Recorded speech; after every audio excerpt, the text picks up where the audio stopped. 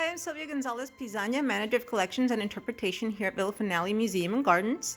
Today, I'm going to tell you a story, a little mystery about Walter Matthis' favorite piece, which is this, Napoleon's death mask. And there is a little bit of a mystery concerning this piece. This is a print depicting Napoleon on his deathbed on the island of St. Helena by Jean-Pierre Marie Josette.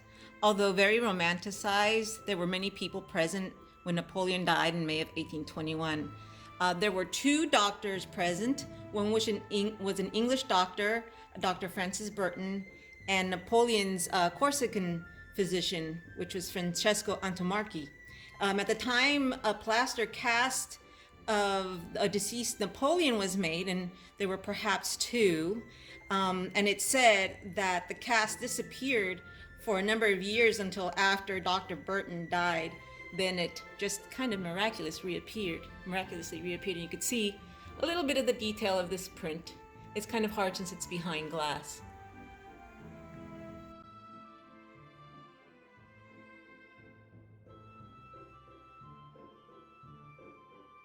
This is the version of the death mask that reappeared after Burton's death. It's known as the Antommarchi mask after the physician. This is the version that is widely recognized as the official mask, a copy of which is by Napoleon's sarcophagus in Paris. However, there is quite a bit of controversy about this mask and who it really may be. This is the bronze version. However, in the original plaster version, showed a full set of teeth, and here's a little close-up of the mouth, and of course it's bronze, so you can't really see it. Now that's an interesting little bit of information, because according to Napoleon's autopsy, he had only a couple of teeth left at the time of his death. So that's one reason why people don't believe this is Napoleon.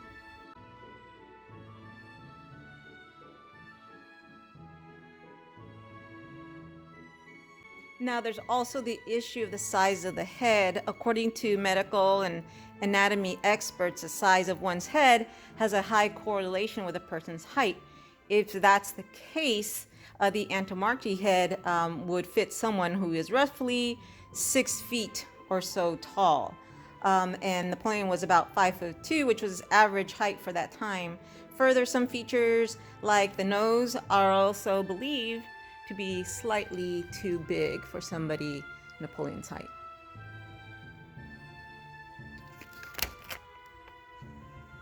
Some believe Antommarchi accidentally damaged his original cast and then worked with an Italian sculptor named Canola to recreate the facial features using Napoleon's valet, Jean-Baptiste Capriani, who was believed to be Napoleon's half-brother and the model for the Antommarchi death mask. You can see Napoleon's likeness looks very different in drawings and sculptures, because Napoleon was a master manipulator of not only the press, but also of his own likeness. He liked to be portrayed as strong-looking, almost Caesar-like.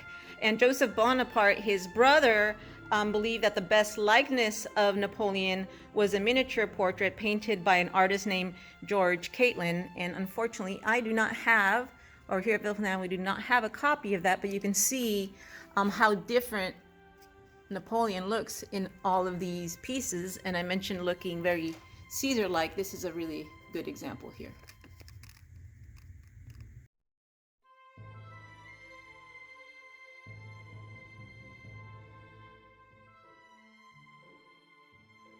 Now, there is another mask known as the RUSI mask. RUSI stands for the Royal United Services Institute, where this mask used to be exhibited. It's now in private hands in New York City.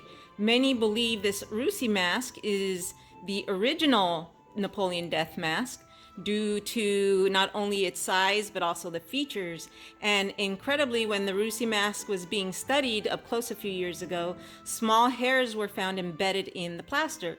If Napoleon's DNA could be attained somehow, we would then solve the death mask mystery. Perhaps one day that may be possible.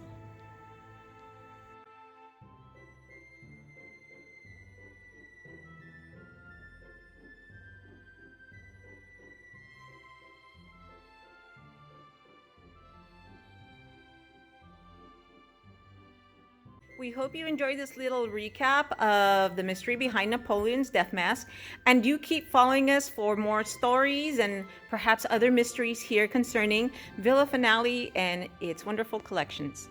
Until next time.